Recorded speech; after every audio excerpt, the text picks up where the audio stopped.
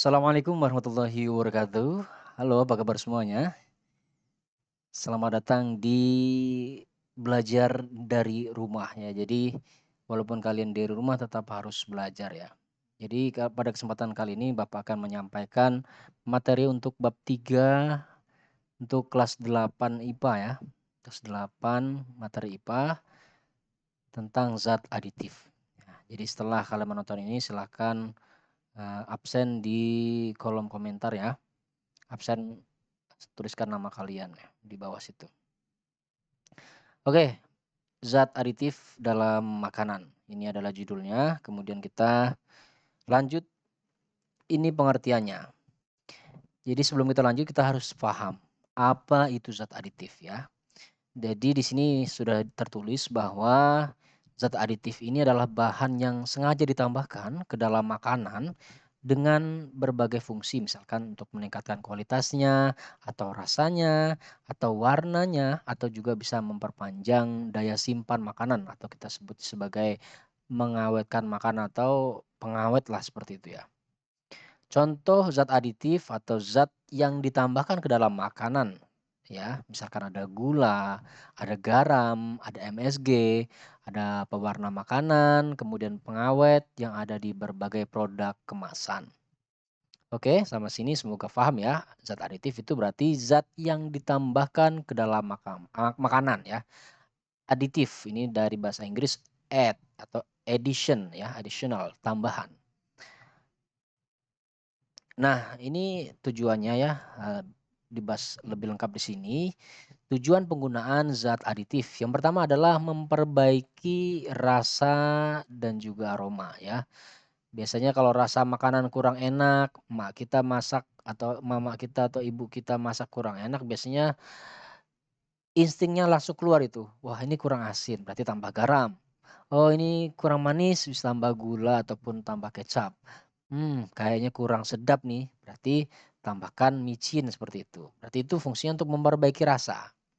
Nah kalau aroma, ini biasanya kalau aromanya kok kurang nendang ya aromanya nih ya, berarti bisa ditambahkan, aditif ya untuk memperbaiki aroma, menambah aroma ya, aroma segar misalkan kita bisa tambah, semacam jeruk ataupun daun jeruk ya, ataupun aroma daun pandan gitu kalau minuman kan biar lebih segar.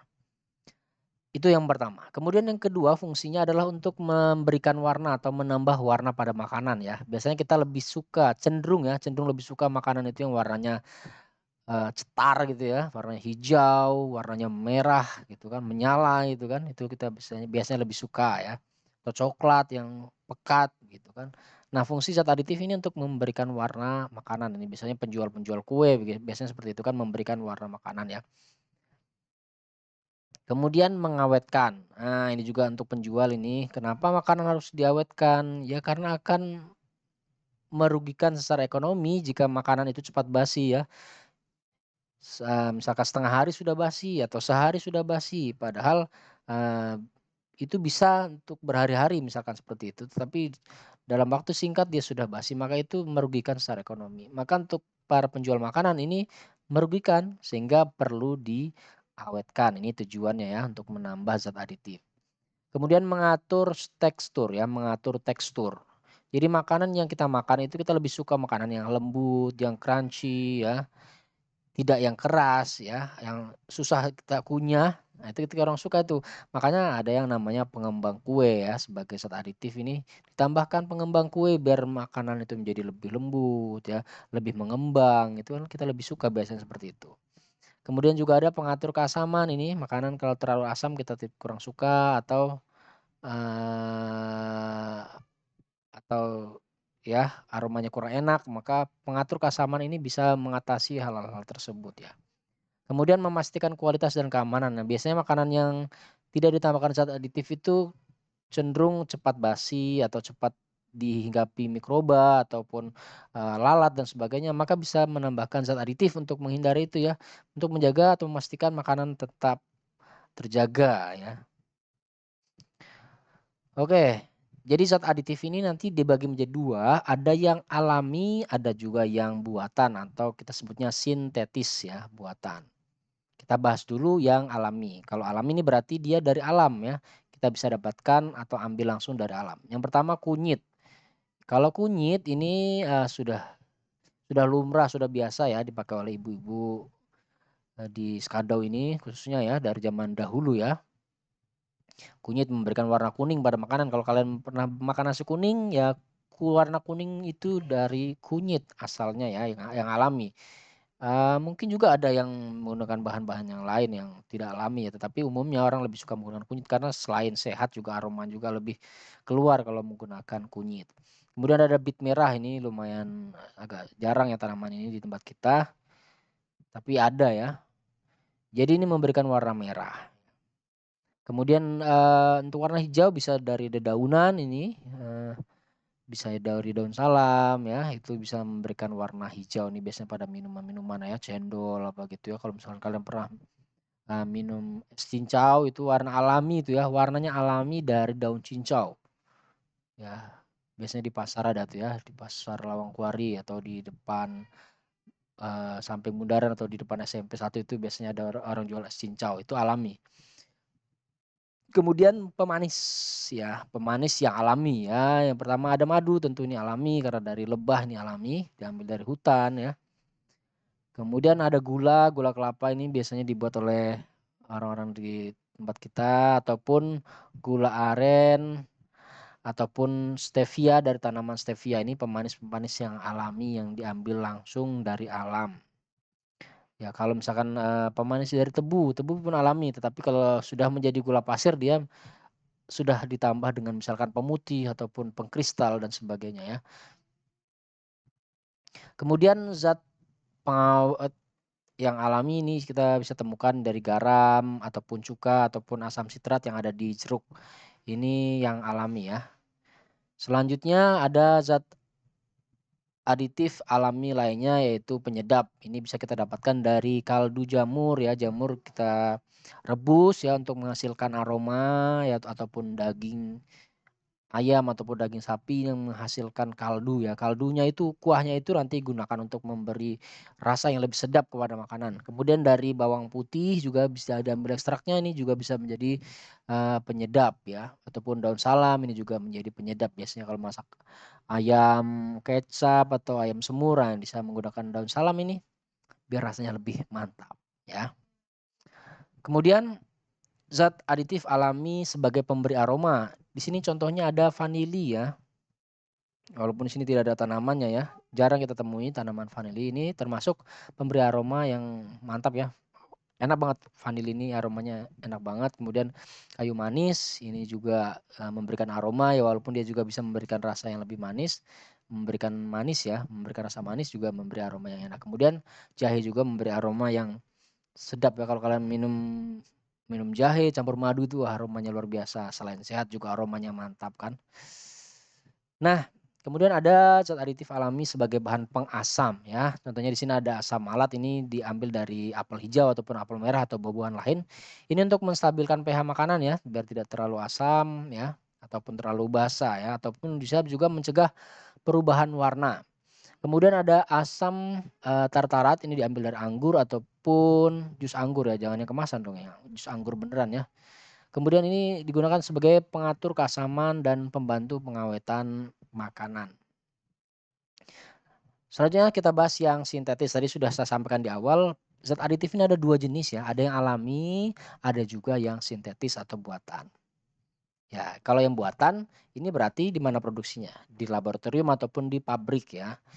Yang pertama sebagai pewarna buatan. Contohnya di sini ya, banyak ya sebenarnya, tapi contohnya kita contohkan di sini tartrazin, ini memberikan warna kuning, kemudian Alurka, ini Alurka AC ini memberikan warna merah.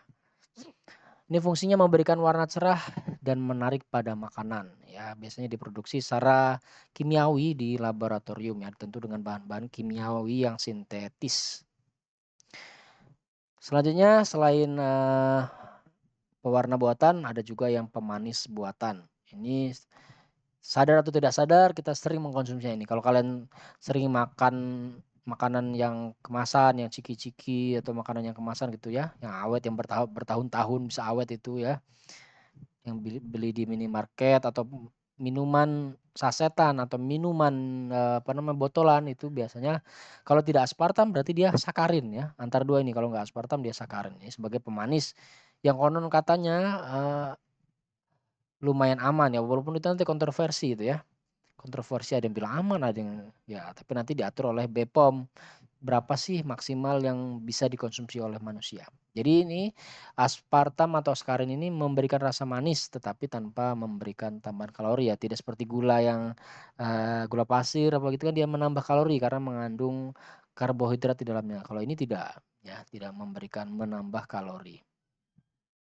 Kemudian, bahan sintetis sebagai pengawet buatan ini contohnya adalah asam benzoat. Ini umum ya, di minuman atau makanan ringan ini mengandung asam benzoat. Lagi-lagi makanan kemasan yang awet bertahun-tahun itu pasti ada pengawetnya. Ya tidak mungkin dia bisa awet kalau tidak ada bahan pengawet, gitu ya, itu pasti itu ya. Kemudian kalsium benzoat juga di minuman atau makanan kalengan. Kemudian ada kalium nitrit ini biasanya pengawet untuk, dalam daging yang dikalengkan ya. Biasanya daging sapi ataupun daging ikan yang dikalengkan ini menggunakan kalium nitrit. Kemudian zat aditif sintetis sebagai penyedap buatan ya. Yang pertama ini satu aja di sini bahasanya, MSG atau monosodium glutamat. Ini ada di micin ya, dengan berbagai merek yang ada di pasaran ini. Ini adalah penyedap rasa sintetis yang paling umum digunakan. Ya, tujuannya adalah meningkatkan rasa gurih. Ya, ini ditemukan di makanan kaleng, mie instan, makanan beku ataupun snack. Jadi memberikan efek umami sedap yang kuat pada berbagai hidangan makanan. Eee, ini juga ditemukan di ini ada gambar mie-nya, ini berarti tukang mie ya, mie ayam, bakso itu biasanya menggunakan MSG walaupun ada yang menggunakan, penyedap yang alami ya, tetapi kebanyakan menggunakan MSG ataupun micin karena lebih praktis ya kan seperti itu. Kemudian, antioksidan. Jadi ada zat aditif yang digunakan untuk memberikan antioksidan ya, antioksidan untuk menghindari oksidasi pada makanan dan juga sekuestran ya untuk mengikat logam. Contohnya di sini ada BHA dan BHT, ini adalah antioksidan sintetis yang digunakan untuk mencegah oksidasi lemak dalam makanan, menjaga makanan agar tetap segar, kemudian mencegah perubahan warna pada makanan. Kemudian ada ETA adalah sekuesteran yang mengikat ion logam yang bisa menyebabkan kerusakan pada makanan, mencegah reaksi kimia yang merusak dan juga bisa memperpanjang masa simpan produk atau pengawet ya EDTA ini. Kemudian penambah aroma dan pengatur keasaman yang sintetis. Ini contohnya ada vanili sintetis, aroma bunga ya tentunya ini untuk menciptakan aroma yang khas pada makanan. Ya ada kalau kita beli makanan tuh kadang-kadang ada aroma apel, ada aroma anggur, aroma pisang, yaitu aditif ya, yang sintetis biasanya aditif yang sintetis atau buatan. Ataupun pengatur keasaman di sini ada vitamin C, asam askorbat yang buatan sintetis. Jadi kalau kita ingin makan vitamin C, kita bisa makan buah-buahan misalkan, jeruk ataupun mangga, itu yang alami. Tetapi ada juga yang dijual tidak alami ya, atau buatan atau yang dibuat oleh pabrik, namanya asam askorbat vitamin C ini. Kemudian juga asam sitrat buatan, ini digunakan untuk mengatur pH dan keasaman makanan, mencegah oksidasi dan menjaga warna makanan tetap segar dan memperbaiki stabilitas produk. Nah, ini yang perlu diingat.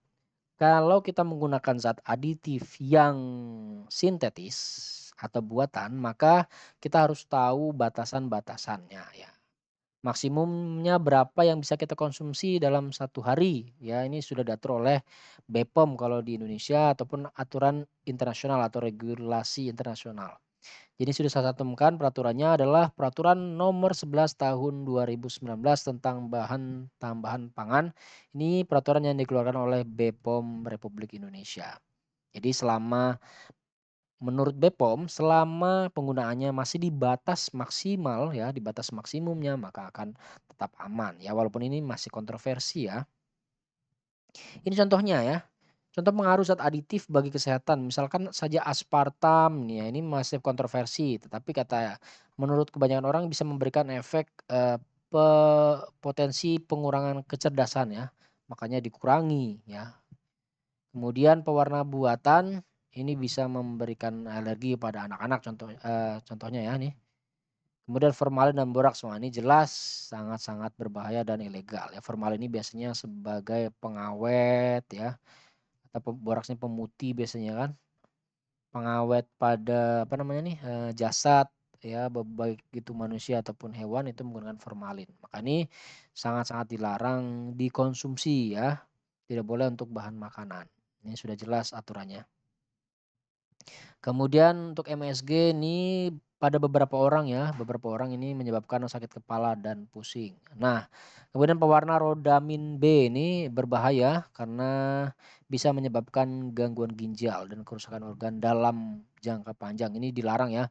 Rodamin B ini memberikan warna merah, jadi pewarna yang memberikan warna merah. Untuk saat ini diganti dengan pewarna merah yang berasal dari ulat merah itu ya. Dari ulat yang bisa menghasilkan pigmen warna merah, itu yang digunakan. Biasanya pada susu-susu yang warnanya pink apa itu menggunakan pewarna merah. Walaupun itu pun kontroversi lagi ya, lagi-lagi itu kontroversi. Kalau kita mau yang alami tadi sudah disampaikan di awal kita bisa menggunakan bit ya, buah bit. Walaupun jarang di Skado ini kita bisa menemukan buah bit sangat jarang, kita bisa belinya secara online ya. Ada itu yang menjualnya di online, di Shopee atau di Tokopedia.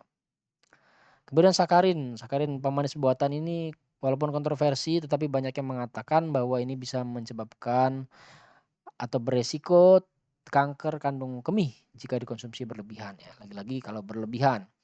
Makanya kurangi minuman-minuman yang saset, minuman-minuman botol ya. Kalau kalau di kantin maka bisa membeli es teh yang alami ya menggunakan gula alami. Selanjutnya pengaruh zat aditif ini untuk bahan pengawet ya, kalsium asetat dan kalium benzoat ini adalah pengawet yang sintetis selama dengan batas aman menurut BPOM ini aman ya. Walaupun ini misalkan asam benzoat ini bisa menyebabkan masalah pencernaan kalau berlebihan ataupun kalium nitrit ataupun kalium nitrat bisa menyebabkan resiko kanker jika berlebihan. Oke, itu saja materi hari ini sebagai penutup. Pada intinya kita saat ini sangat sangat dimanjakan dengan berbagai makanan yang terlihat enak dan menyehatkan, terlihat ya. Tapi sebetulnya kalau kita ingin sehat, maka kita kembali ke alam ya. Kembali ke yang alami, makan makanan yang alami, yang bebas pengawet, bebas pewarna buatan, bebas apa namanya? Racun ya.